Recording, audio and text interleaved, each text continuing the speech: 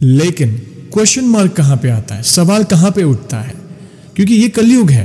किस पर भरोसा करे, किस पर ना करे, कौन सच्चा है, कौन झूठा है, कौन अपनी मात्र दुकान चलाने के लिए हमें भ्रमित कर रहा है।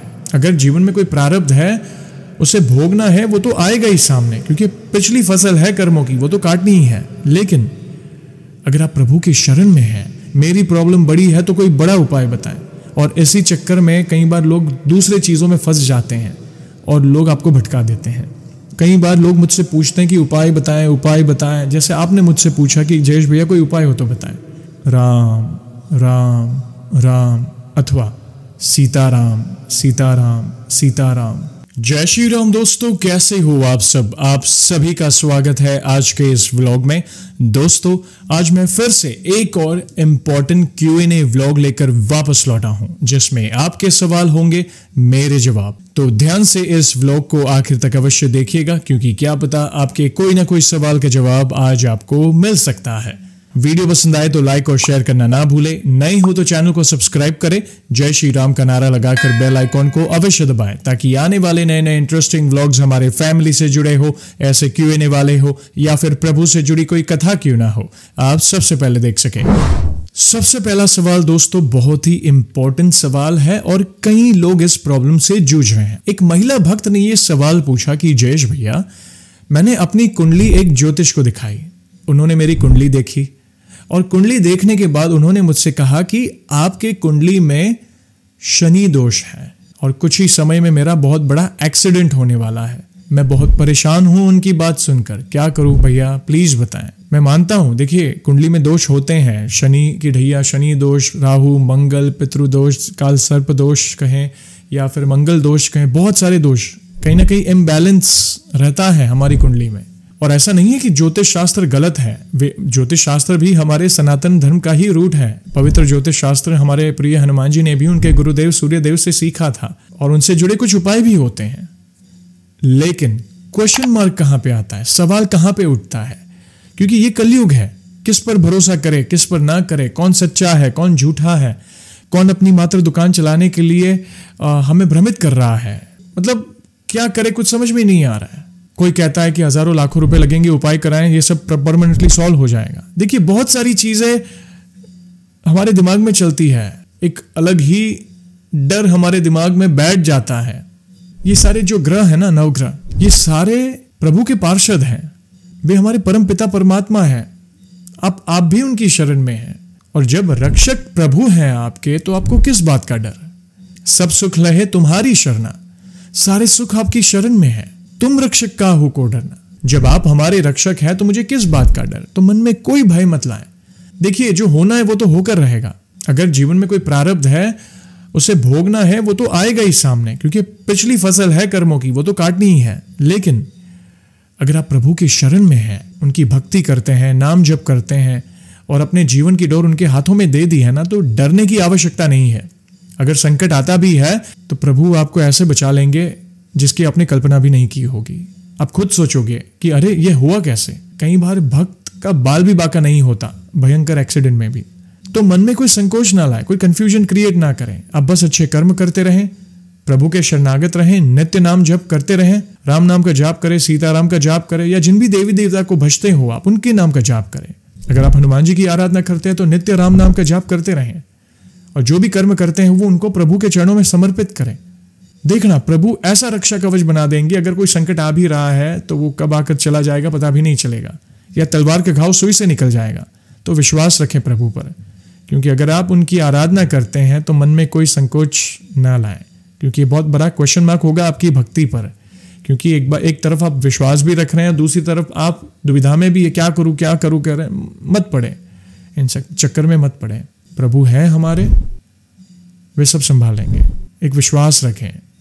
दिन रात अगर काम भी कर रहे हैं, सबकॉन्शियस माइंड में वो स्मरण रहना चाहिए आपके।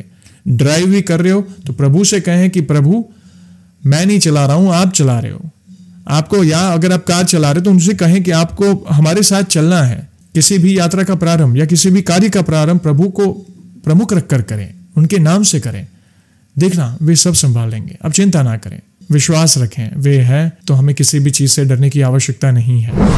दूसरा सवाल, ये भी बहुत ही इंपॉर्टेंट सवाल है, ये भी एक महिला भक्त द्वारा पूछा गया सवाल है कि जयेश भैया क्या कोई ऐसा उपाय है जिससे मैं मेरी सारी तकलीफों से बाहर निकल सकूं? मेरा जीवन पूरा घूम गया है, यानी ओवर थिंकिंग कहें, टेंशन, डिप्रेशन कहें, जितनी भी मैं बाहर आने की कोशिश कर रही हूं मैं फंसती ही चली जा रही हूं। और ये बातें तो मैं अपने माता पिता से भी नहीं कर पाती क्योंकि वे चिंता में पड़ जाएंगे। और मेंटली इतनी डिस्टर्ब हो गई हूं कि कोई रास्ता ही नहीं मिल रहा है। क्या कोई ऐसा उपाय है जिससे मैं मेंटली स्ट्रांग हो सकूं फिर से? प्लीज ऐसा कुछ हो तो बताएं। देखिए, अगर आप मेरे विचार पूछ रहे हैं तो आप जिस प्रॉब्लम से जूझ रहे हैं, वैसे कई लोग ऐसी सिमिलर स्थिति से गुजर रहे हैं और कोई रास्ता नहीं मिलता। और उपाय की बात कहें, मैं तो इतना ही कहूँगा कि हमारे प्रभु के नाम में बहुत शक्ति है। कई बार लोग मुझसे पूछते हैं कि उपाय बताएं, उपाय बताएं। जैसे आपने मुझसे पूछा कि जयेश भैया कोई उपाय हो तो बताएं। मेरी प्रॉब्लम बड़ी है तो कोई बड़ा उपाय बताएं। और इसी चक्कर में कई बार लोग दूसरे चीज़ों में फंस जाते हैं और लोग आपको भटका देते हैं। तो कहीं पे भटकने की आवश्यकता नहीं है। हमारे प्रभु के नाम में बहुत शक्ति है, सर्वसमर्थ है, बड़े बड़े असंभव कार्य संभव होते हैं। तो मन में कोई शंका ना लाए, कहीं पे भी भटकने की आवश्यकता नहीं है। अगर मेंटली डिस्टर्ब है, राम राम राम अथवा सीताराम सीताराम सीताराम नाम जप ही सबसे बड़ी भक्ति है इस घोर कलयुग में, और सबसे सरल भक्ति भी। मैं आपसे ये नहीं कहता कि आप ये अनुष्ठान, कई बार होता है कि हम मेंटली डिस्टर्ब होते हैं तो हम और कुछ करने का मन ही नहीं करता। चलो कोई बात नहीं, बस नाम जप करो, नाम जप से शुरुआत करो, पहला कदम आगे लो। देखना धीरे धीरे आप आगे बढ़ोगे भक्ति के मार्ग में। और ये डिप्रेशन, टेंशन, मेंटली डिस्टर्बेंस, ये सब कब चला जाएगा आपको खुद को पता नहीं चलेगा। देखिए, अगर आप हनुमान जी की शरण में रहोगे तो आपका कॉन्फिडेंस लेवल वापस आ जाएगा, क्योंकि हनुमान जी को देखकर ही हमारा कॉन्फिडेंस बढ़ जाता है। तो चिंता ना करें। आप चाहें तो आंख बंद करके आप मेडिटेशन, ध्यान करें, और ध्यान में भी राम नाम का जाप करें। ज्यादा डिस्टर्ब है तो आपके नियर बाय कोई हनुमान जी का मंदिर है या राम जी का मंदिर, आप चले जाएं, प्रभु की मूर्त को निहारिए। मैं मानता हूं कि हम माता पिता के सामने रो नहीं सकते, वे दुखी होंगे। बाहर किसी को बताएंगे तो वे हमारा मजाक उड़ाएंगे। अगर रोना भी है तो प्रभु की छवि के सामने रो लीजिए, मंदिर जाकर प्रभु की मूर्त के सामने रो लीजिए, मन हल्का हो जाएगा। प्रभु से कहें कि प्रभु मैं तो असमर्थ हूं, आप सर्वसमर्थ हैं, मैं जैसी हूं आपकी हूं। उनसे कहें आप, देखना धीरे धीरे सब हल्का हो जाएगा, एक अलग सा सुकून आपके अंदर होगा। प्रभु अपना सुकून आपको प्रदान करेंगे। राम नाम में बहुत सुकून है, एक अलग ही कॉन्फिडेंस लेवल आपके अंदर आ जाएगा। तो नित्य आप ये प्रॉब्लम में राम नाम से शुरुआत करें।